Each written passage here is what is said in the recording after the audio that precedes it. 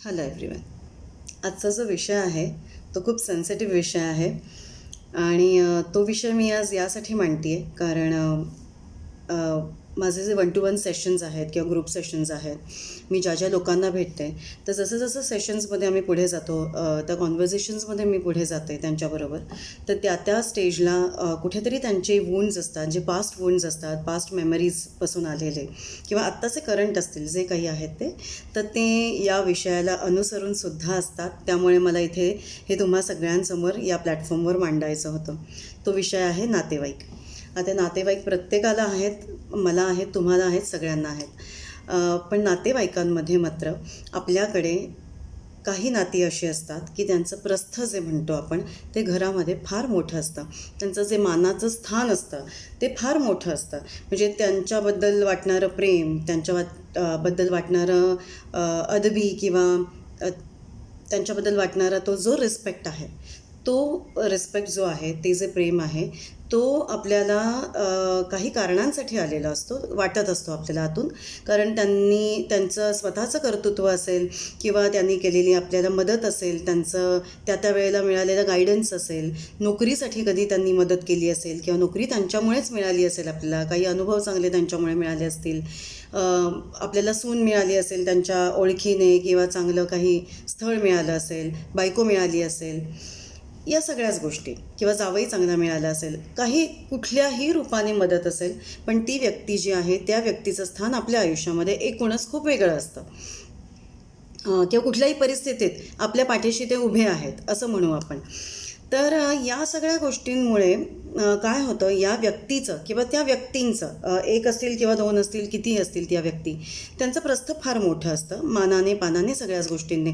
आता याचा परिणाम अजून एक वेगळ्या कॉईनची बाजू, म्हणजे मी दुसऱ्या कॉईनची बाजू मांडते इथे, ती अशी की या व्यक्तींचा तुम्हाला एक गोष्ट चेक करायची आहे की प्रत्येक नाण्याला दोन बाजू असतात. द्वंद्वातनं निर्मिती झाली आहे निसर्गाची, असं आपण म्हणतो, आणि ते खरंच आहे.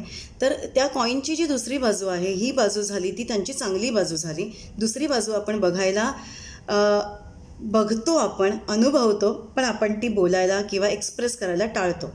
हे अगदी स्पष्टपणे सांगते, कारण बऱ्याचदा घरांमध्ये लोक जी आजूबाजूची सफर होतात त्याच्यावरनं मी हे ठामपणे सांगते आहे. तर दुसऱ्या कॉईनची ती, म्हणजे त्या कॉईनची दुसरी बाजू जी असते ती अशी असते की या व्यक्तीला आपण आधी स्वतःला आपल्याला हे चेक करायचं आहे की त्या व्यक्तीचा फोन आल्यानंतर किंवा त्यांनी नुसतं व्हिजिट आपल्या घरी केलं आहे, आपण त्यांच्या घरी व्हिजिट केलं आहे, आपल्या घरी ते राहायला आलेले असतील किंवा आपण त्यांच्या घरी काही निमित्ताने राहायला गेलेलो आहोत, तर तुम्ही किती बर्डनमध्ये तिथे जगता. म्हणजे ती जी भीती म्हणतो आपण ती कितपत आहे.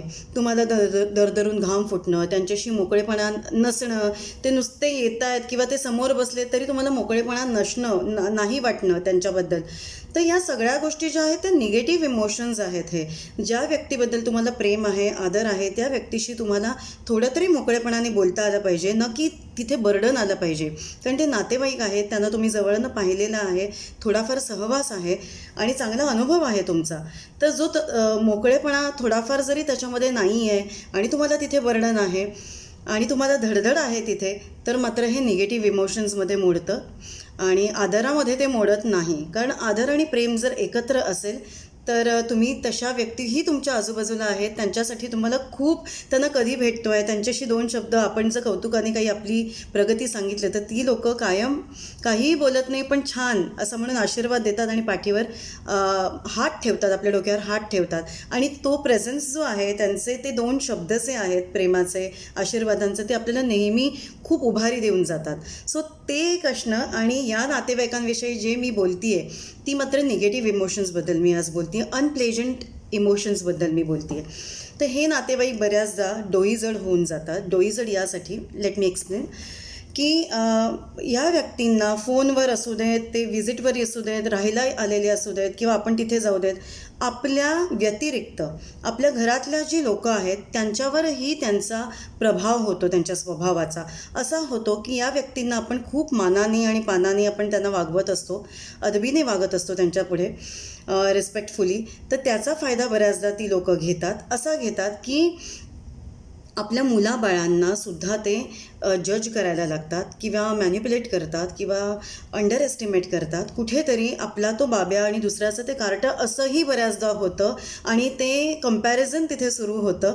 आपल्या मुलाबाळांशी तिथे कंपॅरिझन होतं, त्यांना बोललं जातं, त्यांच्या संस्कारांबद्दलही बोललं जातं, वागण्या बोलण्याबद्दल बोललं जातं आणि इथेच येऊन थांबत नाही तर आपल्या मुलासुनांना सुद्धा काही वेळेला या गोष्टींना सफर करावं लागतं, फेस करावं लागतं, सफर करावं लागतं. कारण ही माणसं तिथे मग थांबत नाही मुलाबाळांपर्यंत, त्याच्या पलीकडेही जायला लागतात, नातवंडांपर्यंत सुद्धा जायला लागतात आणि नको तिथे नको तितके त्यांचे सल्ले असतात आणि तुमच्या पर्सनल लाईफमध्ये ते लोक नको तितकं घुसायला लागतात. आणि अशा वेळेला मात्र घरातल्या लोकांची सगळ्यांची एकूणच कोंडी होते. कोंडी यासाठी होते कारण आपण त्यांना रोखू शकत नाही. तर माझा असा प्रश्न आहे, का नाही रोखू शकत?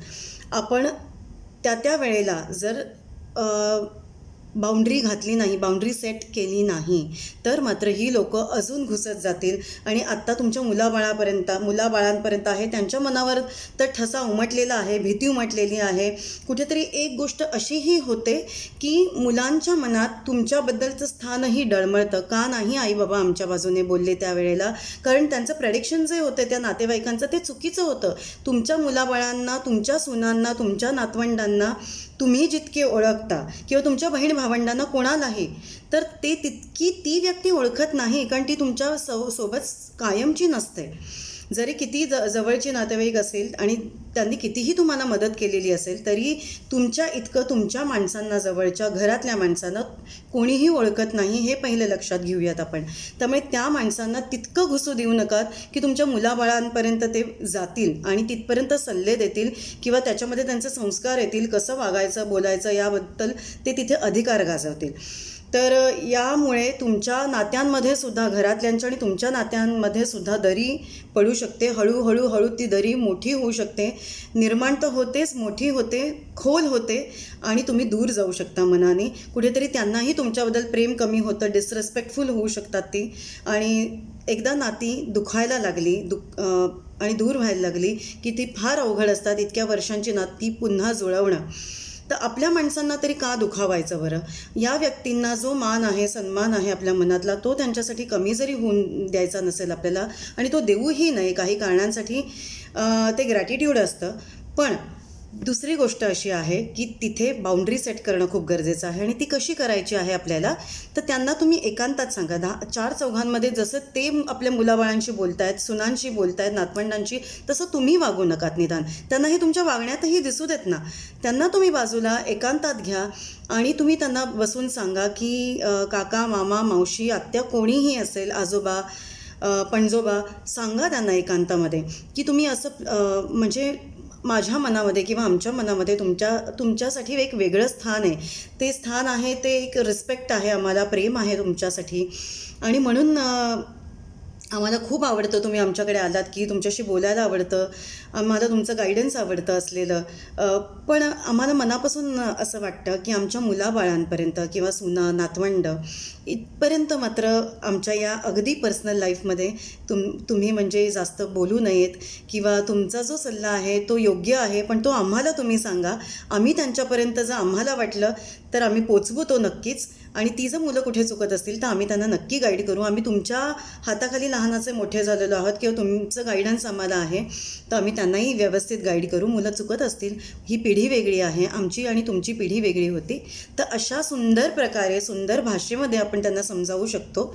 तर मला असं वाटतं वय कुठेही आणि कुठलंही असू दे, त्या व्यक्तीचंही वय कुठेही कितीही असू देत आणि तुमचंही वय कितीही असू देत, प्रेमाने तुम्हाला सांगता येईल. मी हे आत्ता फक्त छोटंसं उदाहरण दिलं पण अशा चांगल्या शब्दांमध्ये तुम्हाला ते कन्वे करता येईल तुमचा मेसेज आणि तुम्हाला तिथे बाउंड्री सेट करता येईल.